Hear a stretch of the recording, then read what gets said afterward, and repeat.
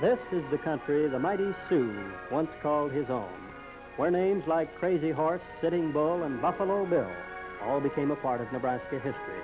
Pine Ridge Reservation, home of 10,000 Sioux Indians, is just a few miles from here, just a few miles from the picturesque town of Rushville, Nebraska.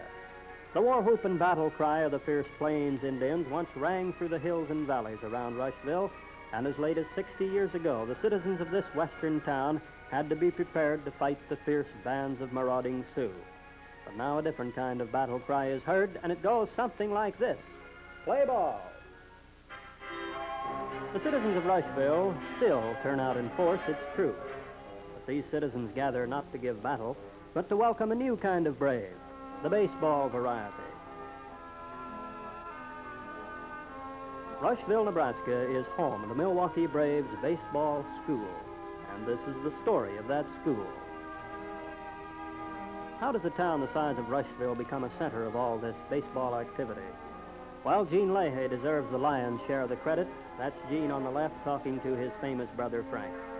Yes, credit Gene, but give some credit to County Judge Clarence Benscoter, historian and community leader. And remember the Modisets, brothers Albert and A.I. Mayer. They came from Virginia, homesteaded, raised cattle, and became wealthy. And when they died, they returned their wealth to the community from whence it came. They left the money to build a Masonic lodge.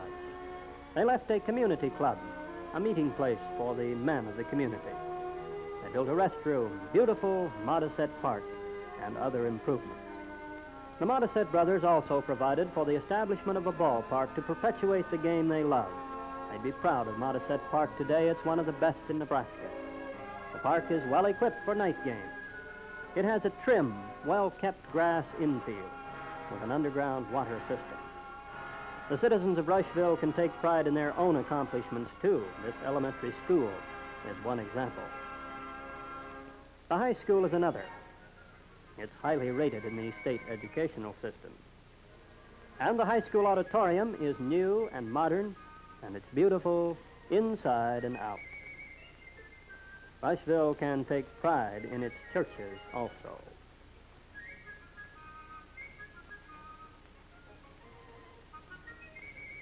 Rushville is a modern, progressive community, one which opens its hearts and homes to the boys who come to the Braves baseball school. There's about 300 of these eager diamond prospects who descend on Rushville, and after they've driven 400-odd miles, boys like these find a hearty welcome from the folks who support the community and the school. Every home that has room takes in some of the boys. The board and room is free, and so are the smiles and warm handshakes that greet them at the door.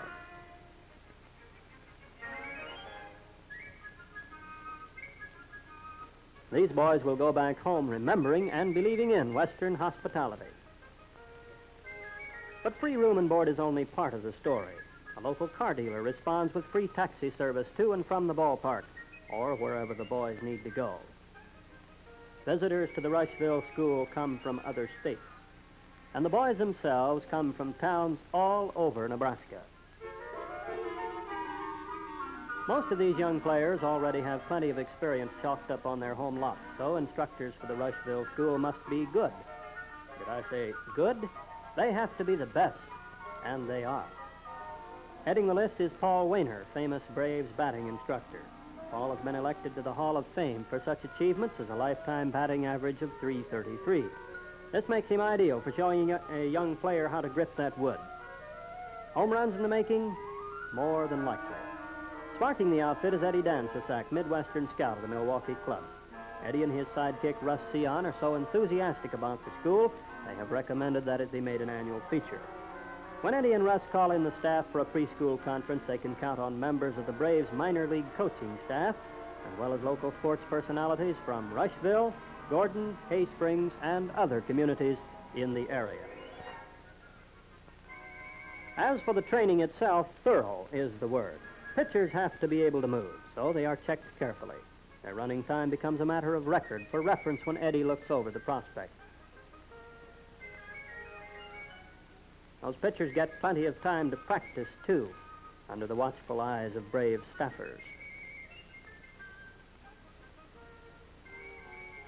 Russ Sion has a reputation among the boys for getting the job done right, so if Russ says, okay, you can bet that's just what it is.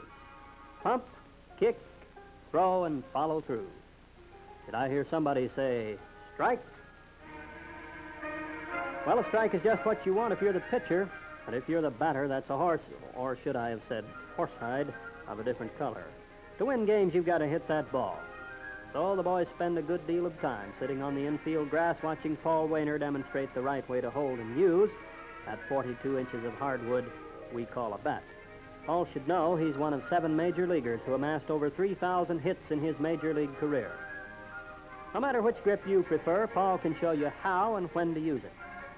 Like all boys who come to the Rushville school, this one is eager to learn. That's why he came. That's why they all came. And these watchers will get their chance in just a few moments.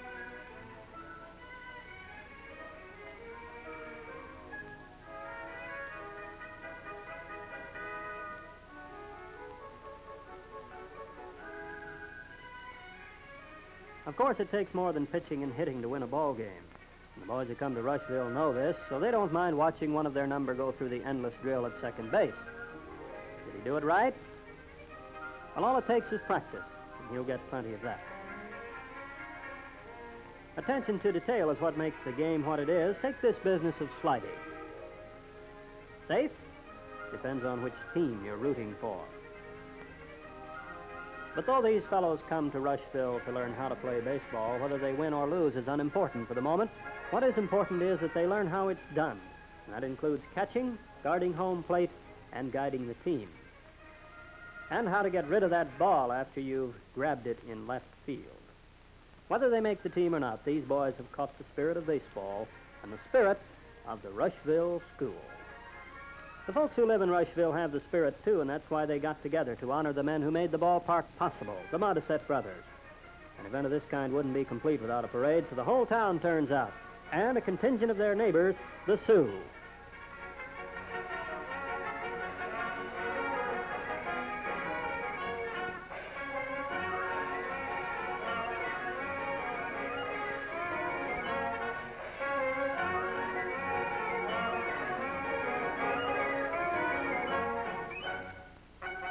They're mighty proud of this band in Rushville, as well they might be. It's one of the best in the state.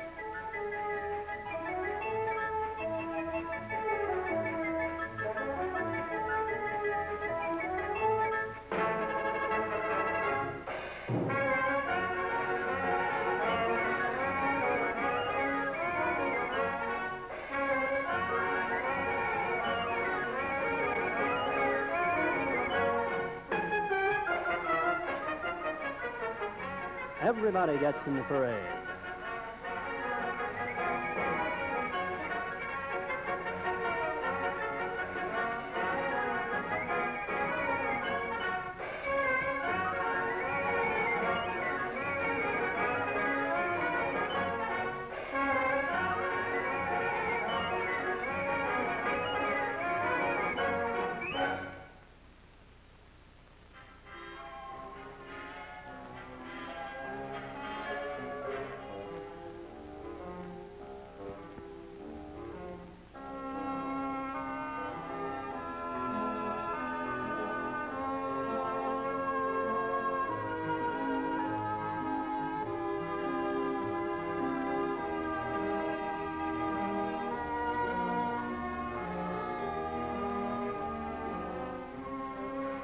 Bringing up the rear, a delegation from the Chamber of Commerce. On to Modisette Park, an attraction for local people and a stop for tourists just passing through.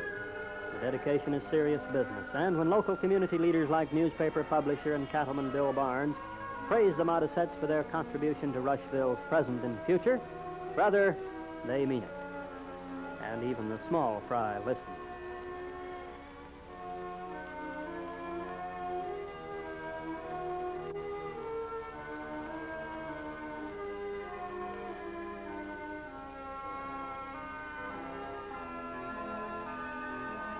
Eddie Dan Sisak, Russ Sion, and Milwaukee Braves goodwill man Hal Goodenau all have plenty of praise for the community and its benefactors. And then the big moment, the unveiling of the monument that says in stone what the people of Rushville say in their hearts. Thanks. A Sioux victory dance says it, too.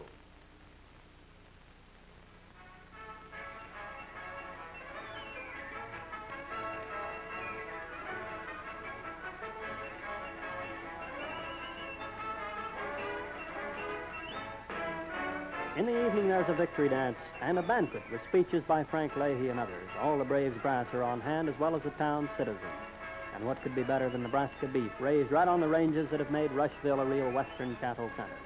Everybody had a good time, but this ball playing is in the nature of a business, and these boys are here to take advantage of 3 great days.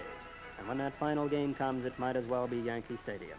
The next time you see a Major League game, think of Rushville. Let's hope that the modern war whoop rings out forever in the land of Sitting Bull. Play ball.